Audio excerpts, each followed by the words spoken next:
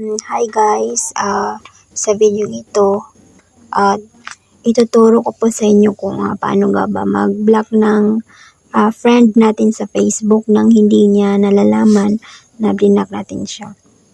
Bali, hindi niya makikita ang mga post natin, kung anong mga post natin, lahat.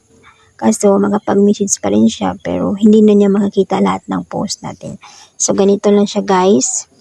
For example, ayan, i-block natin to. So, i-click lang natin tong 3 dots sa gilid. Ayan. Tapos, click natin tong block. Tapos, i-click natin tong take a break. So, limit what Angie's profile will see. Ayan. Ayan, naka-block na pala siya.